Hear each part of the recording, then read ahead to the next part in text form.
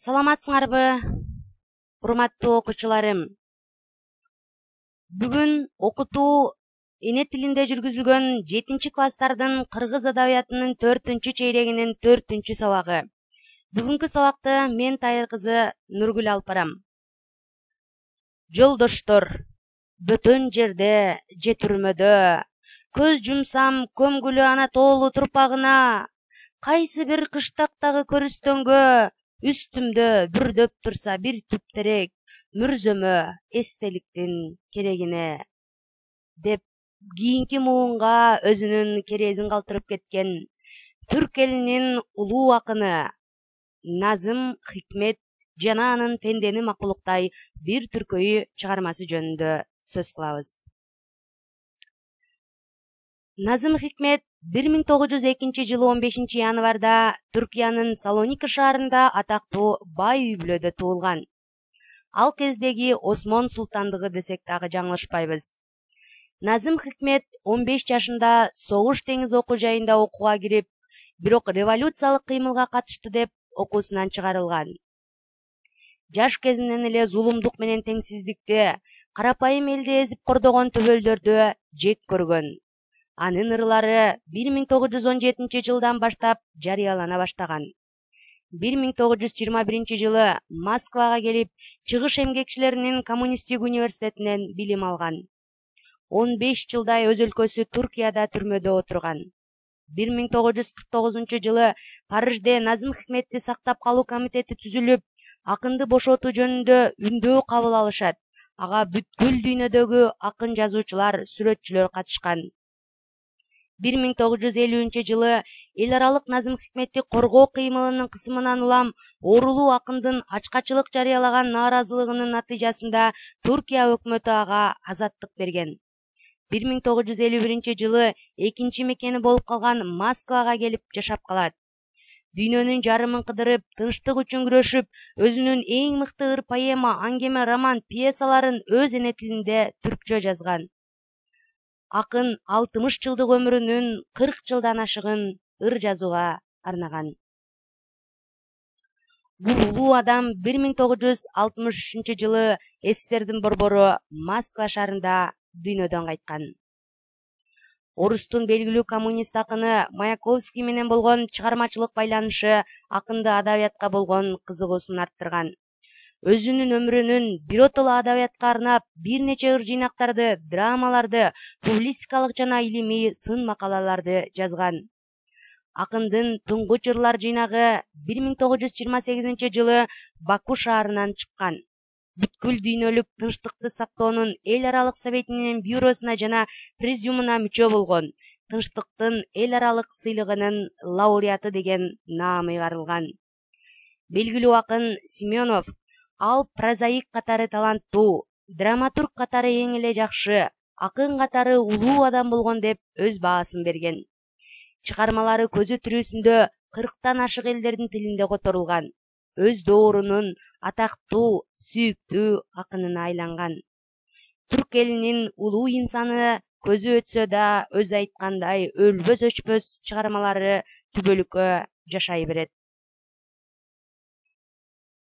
Силер сүрөттө көрүп тургандай, Назым Хикметти бир караганда пешенеси ачык, жайдары мүнөз, келечеги кең, экинчи өмүрү улангандай. Анын чыгармалары өлбөс, өчпөс идеяларды камтып тургандай сезилет. Чынында, сүрөттө көрүп тургандай узун бойлуу, келишимдүү, алибеттүү адам эле. Саргыч чачы, көгүлтүр көздөрү, жазы маңдайы кууш тумшугу, пешенесине куп жарашып, аны ого бетер жылдыздуу, сүйкүмдүү көрсөтүп турчу. Назым акын бойдон төрөлүп, жалаң гана поэзия үчүн жаралган новатор акын болгон. 815 ырсап, Варан 3, Үнү бүткөн шаар, Түндө келген телеграмма, портреттер сыяктуу ыр жыйнактары, Бенерже эмнеге өз жанын кыйды, Таранта бабуга каат аттуу поэмалары жарык көргөн. Баш сөөк, Өлү күйү, Унутулган адам, Кызык киши деген драмалык чыгармаларын жазган. Адамдар панорамасы деген поэтикалык баяны анын ысымын бүт дүйнөгө белгилүү кылган. Түрмөдөн каттар Склин, Махаббат уламыш, Жусуп Сулуу пьесаларын жазган. Жогоруда чыгармаларын атын окуганда эле бул чыгармаларды жазууда өзгөчө стили бар акын экендигин дароо эле баамдасаңар керек. Анын кыргыз адабиятында биз окуп жаткан чыгармалары Пендени макулуктай бир түркөйү, Керез, Мажүрүмтал, Меметке соңку катым. Ал эми силер ушул акындын дагы ырларын окуйм деп кызыгып калсаңар, анда портреттер ыр жыйнагын таап окусаңар болот. Бүгүнкү сабакта биз Пенденин макулуктай бир түркөйү ыры жөнүндө сөз кылабыз. Ал эми кийинки сабактарда анын Керез, Мажүрүмтал, Меметке соңку катым чыгармалары жөнүндө сөз кылабыз. Назым Хикмет, Пенденин макулуктай бир түркөйү. Тууганым, көр чычкандай сыягың бар, чыкпайсың көр чычкандай караңгыдан, бир жан сыңар чымчык мисал, чымчыктай күн көрөсүң кыйпычыктап. Түрүң бар үлүл сымал, кармалып тыш жатасың мүйүзүндө, кээде сен көрүнөсүң өчкөн вулкан оозундай коркунучтуу. Олдо менин тууганым ай, ойлосом каңырыгым түтөп кетет, сен бир эмес, 5 эмес, миллионсуң.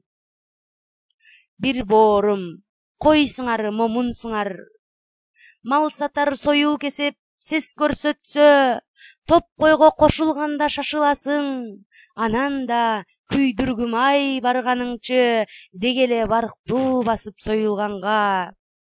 Жердеги жеткен түркөй бир пендесиң. Түркөйсүң жада калса балыктайда, билбеген сууда жүрүп суунун баркын. Бир сенин азабыңды бул дүйнөдө, зулумдук өкүм сүрүп келатпайбы? Эгер биз жер үстүндө курал тартып, сыгылган шара үчүн жүзүм мисал, эзилип ширебизди берип жүрсөк, бир сенин айыңан деп мунун баары, айтканга балким менин оозум барбас, а бирок биздин улуу шорубузда аз эмес, бир кыйла бар сен кошкон туз. Демек, кадырман окуучуларым, чыгармада көр чычкан, чымчык, балык, үлүл, вулкан, жүзүм, анан кой тууралуу сөз болгондугун баамдадыңар. Дегеле булардын турмуш шартына кайрыла турган болсок, көр чычкан жер алдында жашаган, же болбосо өзүңөр деле элестетсеңер, көбүнчө айылда жашагандар, мисалы, жамгыр жаагандан кийин талааларга чыгып калсаңар, көр чычкандар ийиндерин, топурактарын сыртка чыгарып, ийининин оозун ачып койгон болот. Мына ошол учурда көбүнчө көр чычканды талаалардан кезиктиребиз. Чымчыктын эми бир топ түрлөрү бар. Ошонун ичинен мен силерге таранчыны көрсөткөнгө аракет кылдым. Анткени Назым Хикметтин ырында ушул таранчыга түспөлдөш кылып жазгандыгын байкадык. Таранчы өтө сак, эгерде кандайдыр бир шыбырт болсо эле дароо асманга көтөрүлө учат.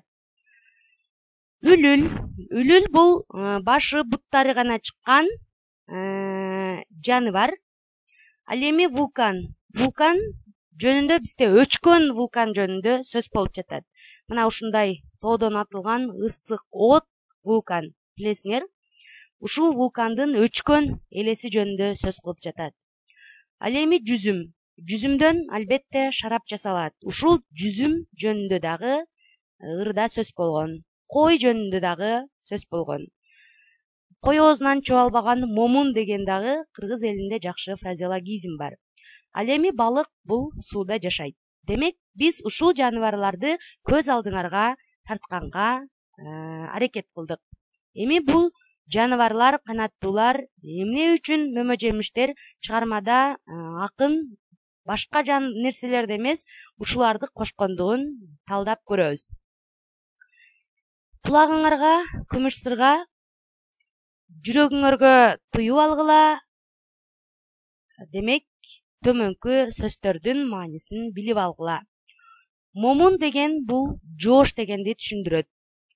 Жогоруда айткандай, кыргызда деле коёзунан чоалбаган момун адамдар деп туруп, Чыңгыз Айтматовдун Ак кеме повестиндеги момун чалды айтып жүрүшөт. Анткени ал өзүнөн кичүү адамдарга дагы каяша кайтарбаган, элпек, ким жумшаса дагы кете берген адам болгондугу үчүн аны момун деп коет. Союл, сөөктөн мүйүздөн жасалган эмгек куралы. Түркөй бул сабатсыз дегенди түшүндүрөт. Зулум, каардуу, ырайымсыз. Же болбосо силер чыгармалардан деле окуп калгансыңар, зулум хандар жашап өткөн деп. Шарап, жүзүм алмадан ачытылып жасалган ичимдик.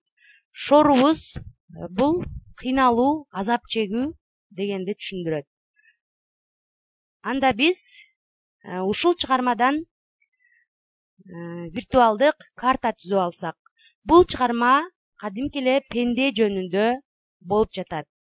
Жана ошол пенделерди бир боору, түркөй адам, тууганым деп акындын кайрылып жаткандыгын сезип жатабыз. Түркөй адам деп кимдерге салыштырып, кимдерди айтып жатат? Кой сыңары, жоош болуп жүргөн адамдарды, эч нерсе менен иши жок жүргөн адамдарды, балыктай сууда жүрүп билбеген суунун баркын дейт. Ушул балыкка салыштыруу менен кээде эркиндикте жашап туруп, эркиндиктин баркын билбеген адамдарды айтып жатат. Момунсуң, койсуңары деп абдан жоош, ким эмне десе ошого айтканына көнүп кете берген адамдарды айтып жатат. Сыгылган шарап үчүн жүзүм мисал. Демек, шарапты жасаш үчүн жүзүмдү сыгып, анан кийин жасайбыз. Кээ бир адамдар дагы өтө момун, жоош болгондуктан аны жогорку тараптан ошол жүзүмдү шарап жасаганда жүзүмдү кантип сыкса ошондой бир кысым болуп жатат, кысымда жашап жатат деген маанайда айткан. Көрчүш кандай деп, бул жарыкчылыктын кадырын билбей, караңгыда ким эмне десе макул деп жашап келаткан адамдардын тобун айтып жатат. Чымчык деп, бул жашоону, эркиндикти жеңил желп ойлонуп, өзүнүн жашоосун гана, өзүнүн керт тагдырын, керт башын гана куткарып кетүү максатында башкаларга дароо эле кошулуп, өзүнүн жеке бир көз карашы жок адамдарды айтып жатат. Үлүл сымал деп, мында дагы үлүлгө салыштырып жатат. Өчкөн вулкан оозундай коркунучтуу деп. Вулкан эгер өчпөсө абдан коркунучтуу, өчкөн мезгилде дагы вулкан дегеле өчсө дагы, өчпөсө дагы коркунучтуу да. Кээде адамдарды ушул вулканга, өчкөн вулканга салыштырып жатат да. Лирикалык ырларда композиция өзүнчө өзгөчөлүк анда ырдын уйкаштыгы, муун саны, муунагы, ыргагы, куплет, тыным сыяктуу каражаттар лирикалык ырдын композициясын түзөт. Бүгүнкү ырдын аталышы пендени макулуктай бир түркөйү, ырдын темасы эркиндик, теңдик, ырдын идеясы адамдык сапаттарынын жаман жакшысын ажыратып, жакшысын турмушунда колдоно билүүгө үйрөнүү. Ыр философиялык лирика салттуу ырлардан айырмаланып эркин формасында жазылган, анткени ырдагы саптар бири-бири менен уйкашпайт. Мен окуп жатканда деле силер көңүл бурсаңар керек, ырларда эч кандай уйкаштыкты сезген жокпуз. Эми ырды жекече талдөөгө өтө турган болсок, төмөндөгү кызыл менен жазылган сөздөрдү көрүп турасыңар. Чыкпайсың көрчүчкандай караңгыдан дейт. Бул акын өзүнүн өмүрүн көп жыл түрмөдө өткөргөндүктөн, чынында ырдын идеясында эркиндикти, теңдикти темасында бергенге аракет жасаган. Мына ошонун сыңарындай көрчүчканга окшоп жер алдында бекинип жашай бербестен, бул жарыкчылыктын кадырын билгиле, чымчыктай чыйпылыктап аккан сууга кошулуп агып кете бербестен, жекече көз карашыңарды билдиргиле. Кээде мен силерден коркуп кетем, кээде мен силерге ишенсем, кээде өчкөн вулкан сыяктуу кошулганыңар менен кайра эле ошол вулкандай атылып чыгасыңар деген максатта адамдарды айтып жатат. Ал эми бир боорум деп адамдарга кайрылып жатат. Силер ушунчалык момунсуңар, жада калса силерди кичине эле коркутуп койсо, эмне десе адамдарга көнүп кете бересиңер.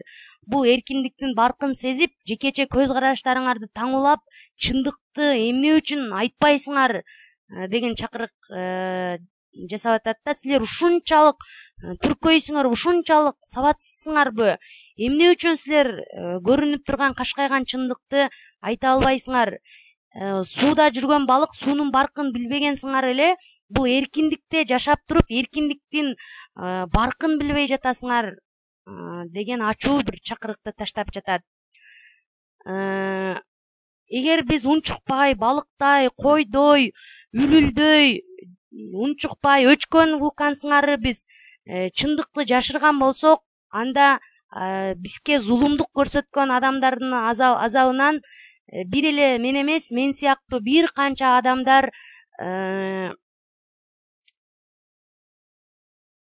мындай азап чегип келе жатпайбы? Эгер ошондой зулум адамдардын саны көбөйө берсе, биз шарапты жасаганда, жүзүмдү сыгып жасагандай эзилип, ширебизди берип жүрө беребизби? Качанга чейин биз алардын астында, кол астында эзилип жүрө беребиз? Сенин оюңдагы баалуу, сен чындыкты айтсаң, сени көрүп дагы бир адам айтат. Демек, ушул эркиндикте чындыкты ачууда сенин дагы салымың, кошкон бир кыйла бар, сен кошкон туз деп тузга салыштырып жатат да. Эмне дегенде, тамакка тузду салганда даамы чыгат, эгер тузду салбай койсок, ал супсак болуп калат. Демек, сен дагы бул коомдо жашап жаткандыктан, жок дегенде жөтөлүп, өзүңдүн ордуңду, өзүңдүн көз карашыңды айтып, эркин жашоодо жашап жаткандыгыңды сез деген омоктуу ойду айтып жатат. Ырды жыйынтыктап айта турган болсок, ырда эркиндик дегенди билбеген, жашоонун жалаң гана жаман көзүрмемдерин күтүп, ким эмне десе анын айтканын жасап, өз алдынча эркин турмуш кура албаган коркок жана түркөй адамды чымчык менен үлүлгө салыштырып, анан да баардык жыргалчылыктын үмүтүн үзгөн адамды качанкы өчкөн вулканга теңеп сүрөттөп жатат. Өз өлкөңдө жүрүп, жалгыз эмес экениңди билип койгун. Сенин азабыңдан бул дүйнөдө зулумдук өкүм сүрүп келе жатат. Жер үстүндө курал тартып, жемиштин ширеси сымал эзилбесек, сенин азабыңдан деп айтпас элем. А бирок ошол чындыктын өзөгүндө сенин да кошкон шабагаң бар. Ошондуктан мекенди сүйгүлө, ага татыктуу кызмат өтөгүлө, жаркын жашоодо өмүр кечиргиле, өз эркиндигиңерди туура пайдалангыла, ата журт алдындагы милдетиңерди билгиле деп акындын күйүп жанып айтып жатканын жоон терибиз менен жогорку ырдын сюжетинде, мазмунунда даана сездик окшойт. Назым Хикметтин ырларында 20-кылымдын бурганактуу 40 жылынын кашайган изи калды. Аларда акынды кыйнап да, кыйгап да, аны темирсымак ийип да, сындырып да, кысып да өткөн мезгилдин өчпөс тагы калды. Кылым акынга, акын кылымга өзлөрүнүн өчпөс изин кетпес тагын калтырды.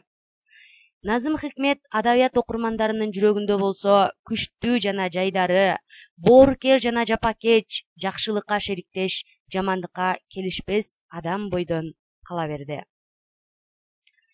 Үйгө тапшырма.